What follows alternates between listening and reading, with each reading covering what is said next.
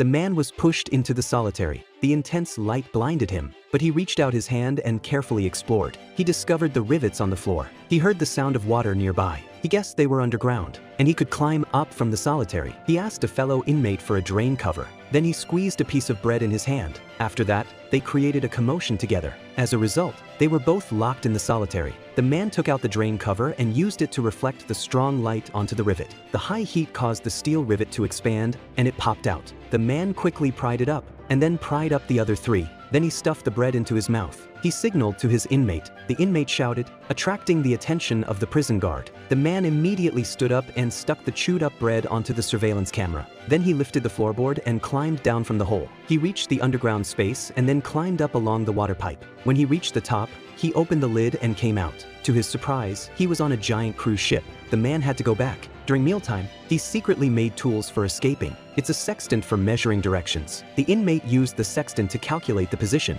The man got the data. Combined with the fact that the toilet flushed counterclockwise and the warm and humid climate on the ship, he judged that they might be off the coast of Morocco. The man found that the doctor was sympathetic. He told the doctor that he wasn't a prisoner. The doctor decided to help him contact the outside world. The man deliberately knocked on the wall to send a signal that the inmates in the West Wing were going to escape. The warden dispatched the guards to the West Wing. As a result, there were only 2 guards left in the man's area. The prisoners started a big brawl. They took advantage of the chaos and climbed upwards. When they got to the top, only to find that the door lock has been replaced with an electronic lock. The man went down to the power supply room and used the computer to cut off the circuit. The inmate opened the door. He came to the deck. The plane for picking them up had also arrived. The warden came back to search for the man. Suddenly, he heard the water tank start to flush. The man was actually in the water tank. As soon as the water tank flushed, he was washed into the sea. The man came to the surface of the sea. His inmate happened to spot him and went down to pick him up.